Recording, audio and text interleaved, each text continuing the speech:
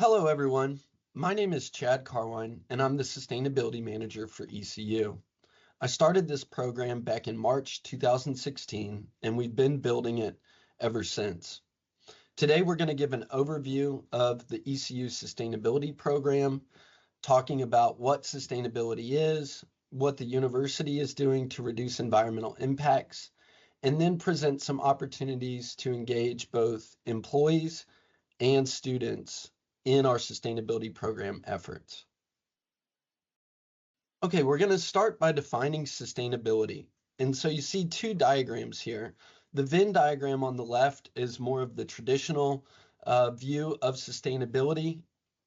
And sustainability is at the intersection of economic prosperity, environmental stewardship, and social equity.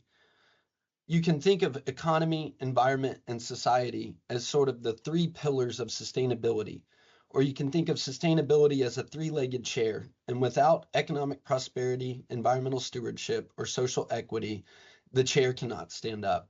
Another way to view sustainability is these enclosed circles, with economy being in the middle.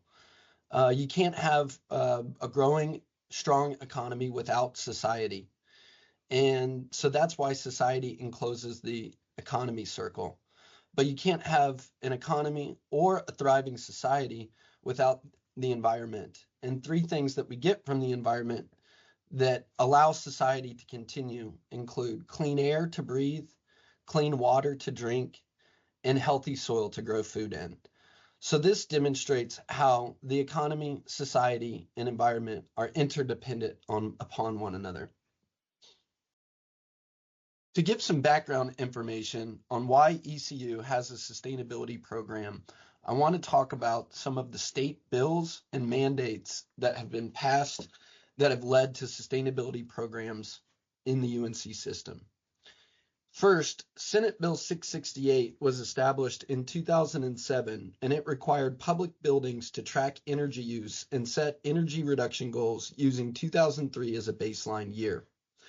2 years later, House Bill 1292 was enacted, which allowed public universities to carry forward energy savings to invest in future energy conservation measures, now known as the Utility Savings Initiative.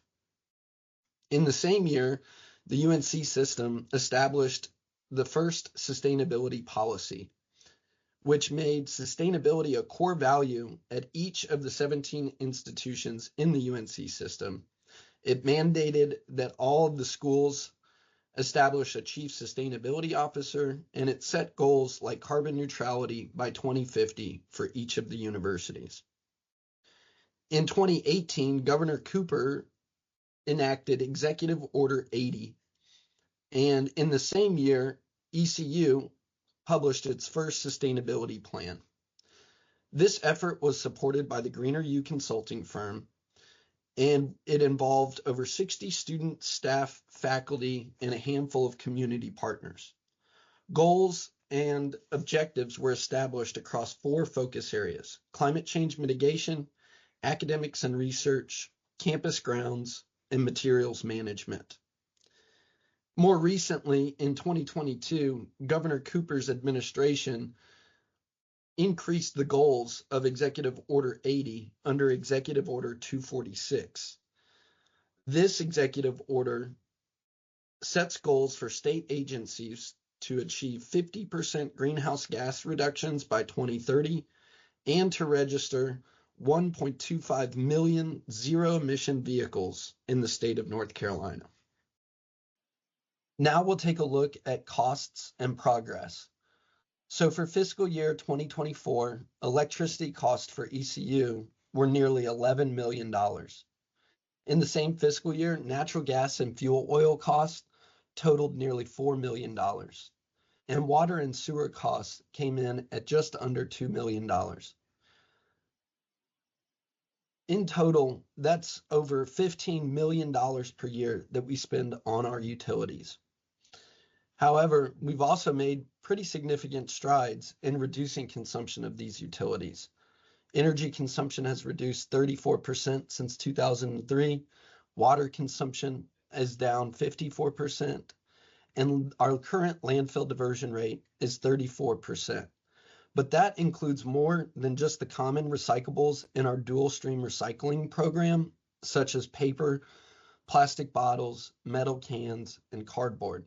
The landfill diversion rate also includes all kinds of materials that we're collecting behind the scenes, like yard waste, pallets, food waste, construction and demolition debris, scrap metal, electronics, used oil, tires, light bulbs, toner cartridges, clothes, and surplus property. Next, I'm going to talk about greenhouse gas emissions. We track the emissions that the campus is responsible for every year, but I want to give a little bit of background information. So when you do greenhouse gas emissions inventories, the accounting is done across 3 scopes. Scope 2 is the easiest one. That's just purchased electricity. The university does not generate our own electricity. We don't have a power plant on campus. And so we purchase electricity from Greenville Utilities Commission, which means that we're also not direct customers of Duke Energy. So we're not eligible for some of the incentives for renewable energy and energy efficiency measures that Duke Energy customers are.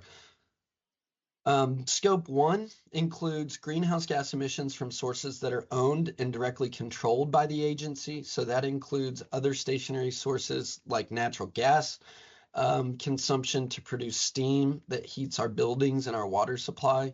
It also includes vehicles and other types of equipment. Scope 3 is sort of a catch-all category that includes emissions from sources not owned or directly controlled by the agency. So that's solid waste and off-site wastewater treatment. That includes employee commuting as well as student commuting, so how everyone gets to and from campus. And it also includes air travel, which makes up a decent percentage of our total carbon footprint. Here's a look at our 2023 greenhouse gas emissions inventory. You can see in green here is purchased electricity, representing nearly 40% of our carbon footprint. Scope 1 is in blue, another roughly 1/3 of our footprint, and then Scope 3 is in gray. You can see that we've been tracking emissions since 2015, and it was sort of plateauing before COVID when we had nobody really commuting to campus. We had a moratorium on air travel, and we were able to set back a lot of our buildings and consume less energy due to people working remotely. You can also see that we're already returning to pre-pandemic levels of emissions as we continue our return to normal from the COVID-19 pandemic. Now I'm going to talk about campus operations. The ECU sustainability program is housed within facilities, and facilities invests more than $1 million per year into energy efficiency projects. That goes back to that House Bill 1292, the Energy Carry Forward program. Facilities also installs low flow fixtures in building renovations to conserve water. We will soon be up to 12 dual port electric vehicle charging stations on campus. Most of these have been purchased with grant funding or included in new construction projects. That means we can charge 24 vehicles at a time, and during an average 8-hour workday, we can fully charge 48 electric vehicles on campus. We do have a small but growing green building footprint. Buildings such as our main campus student center and life sciences and biotechnology building received ratings from the LEED green building standards. Ground services are some of our biggest sustainability champions on campus. They contribute to our sustainability goals by planting pollinator-friendly native plants, using alternative fuel equipment like propane mowers, and installing stormwater best management practices. ECU Dining has also done a lot to reduce their environmental impacts, going trayless in 2007 to reduce food waste, energy, and water, recycling used cooking oil, reducing single-use plastics in the dining outlets, and composting pre-consumer food waste.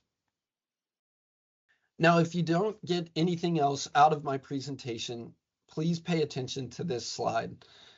Recycling is known as the gateway drug to sustainability. If we can get you hooked on recycling, hopefully we can get you thinking about how your diet and your transportation habits and other routine daily activities contribute to your own personal carbon footprint.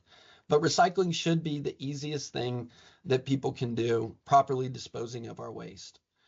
So basically in Greenville, we have gone back decades in terms of what we can and cannot accept in our recycling program.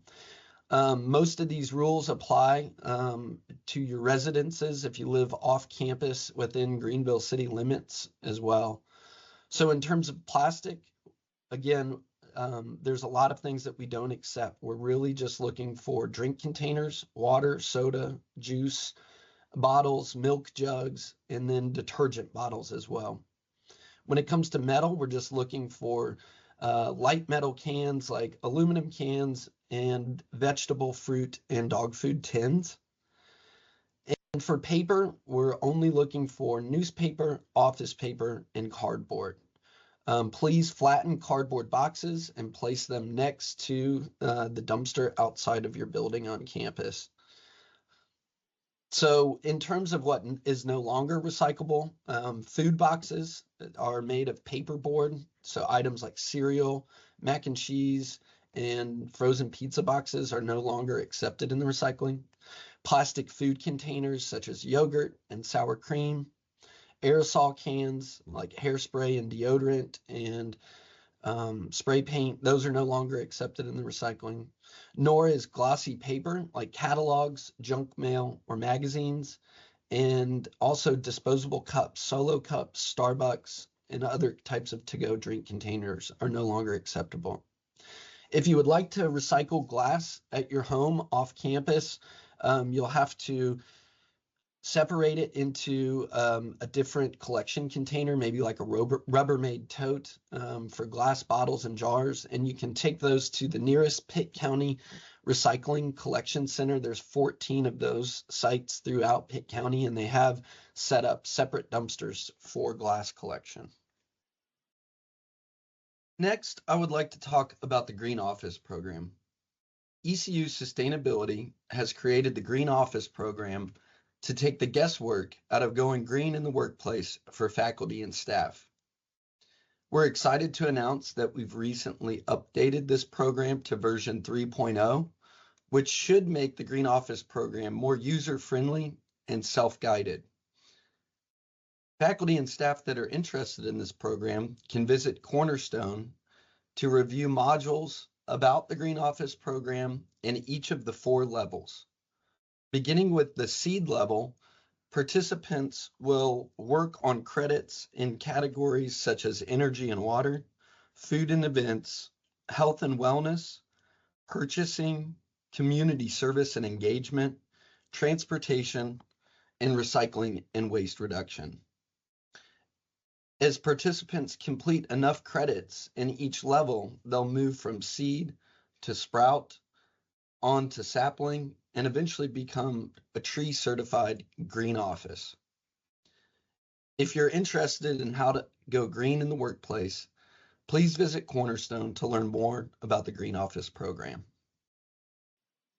I did want to include some information about academic offerings related to sustainability because a lot of employees work directly with students.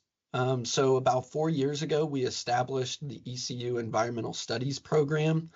This is a multidisciplinary Bachelor's of Science degree program that can help students get the education needed to go into the field of sustainability. Students can also spend a semester experience at the coast at the ECU Outer Banks campus, living, learning, and discovering with ECU faculty in small class settings, as well as doing field and laboratory research. We have several sustainability-related student clubs on campus, and students are encouraged to look them up on the Pirate Experience, follow them on social media, and come out to some of their member meetings. We have Planet ECU, Pirates on Water, Pirate Swap, Relief, the American Fisheries Society, Eco Pirates, Sustainabilities, and more. These groups do have all kinds of volunteer opportunities, doing litter cleanups, trail maintenance, garden and orchard work days, tree plantings. They do river cleanups. Pirate Swap collects clothes on campus and then sets up pop-up thrift stores where they sell the clothes for very cheap or give them away for free. Some of the groups like Planet ECU also have film screenings, and Relief does social events like Bob Ross painting nights. Fun for the whole family to come out to these events. Some of the annual events of the ECU Sustainability Program include Campus Sustainability Day, which is generally held the third week of October.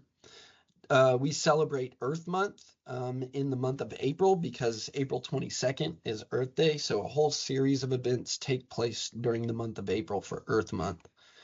And then throughout the year, we host monthly sustainability film and discussion series, and those are typically held in the main campus student center in the Black Box Theater. So if you connect with Sustain ECU on social media or subscribe to our newsletter, which we'll have links to later in this presentation, you can keep up with all of these events or just by checking the ECU calendar. The ECU Sustainability Program also hosts regular volunteer opportunities. On a monthly basis, we do litter cleanups at the Town Creek Culvert located on Reed Circle near the Willis Building. We do trail maintenance out at Otter Creek Natural Area, which is a property that was gifted to the university back in the 80s and is just a wonderful tract of land with a lot of elevation change and natural areas located in Falkland. We also help to maintain the Greenville Community Garden and Orchard and host monthly garden work days as well.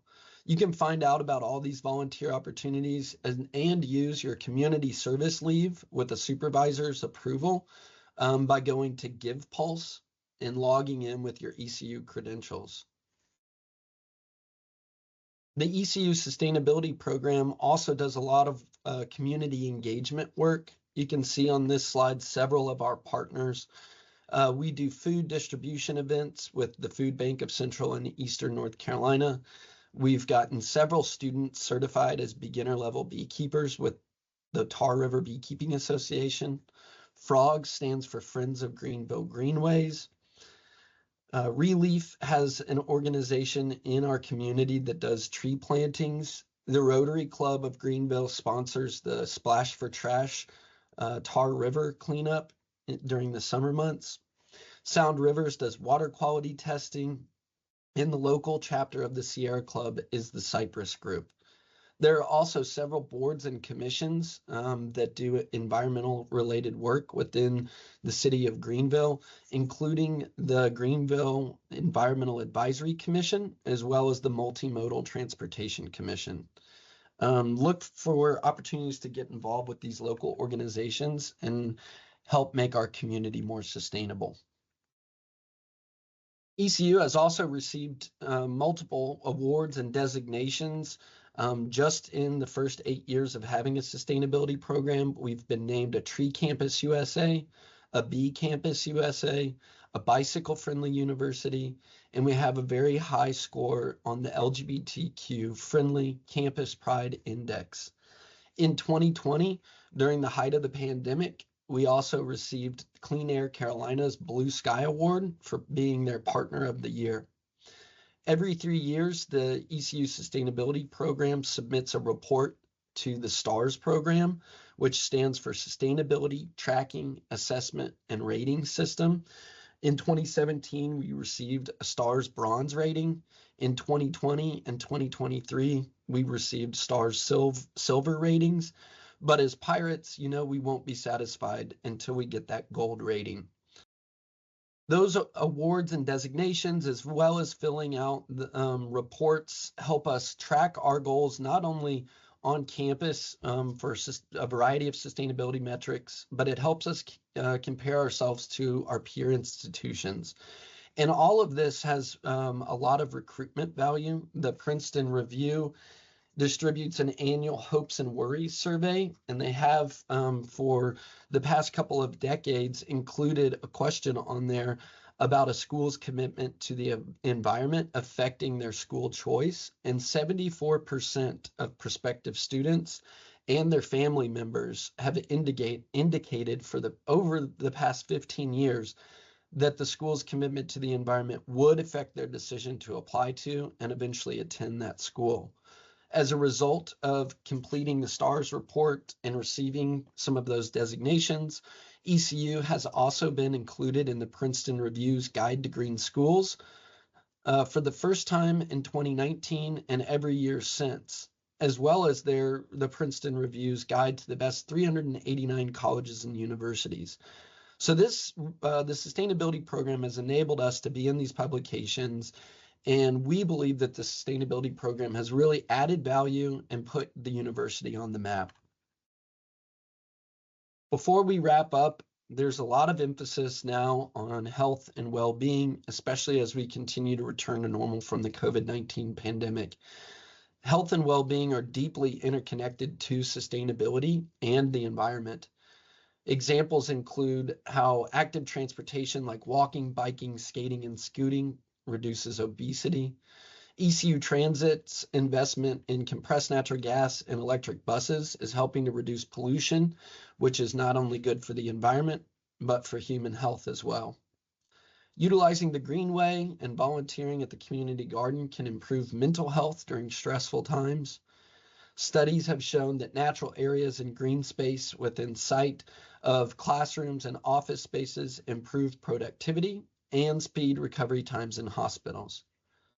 By now, we all know that plant-forward diets are much healthier, and indoor air quality ensures healthy environments for building occupants. Something as simple as having a couple of plants in your office can help purify the air. Green cleaning supplies are healthier for housekeeping staff and building occupants. The Greenville Community Garden donates food to Purple Pantry to help alleviate food insecurity issues for our students. Stormwater best management practices help mitigate flooding issues, which can ultimately displace students living near the river. And environmental justice efforts lead to a better quality of life and protect rights for everyone. Finally, you can keep up with the ECU sustainability program by pulling out your smartphones right now and scanning these QR codes in order to like us on Facebook, follow us on Twitter and Instagram, and then also subscribe to our newsletter, which is a wealth of information. We share articles on upcoming events, volunteer opportunities, campus programs. We do an employee spotlight. We do a vegan recipe of the month, Cli-Fi book reviews, and a calendar of events. So please subscribe and follow us, and thank you all very much.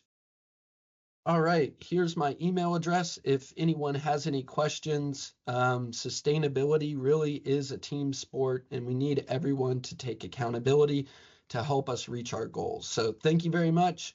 Welcome to ECU, and go Pirates.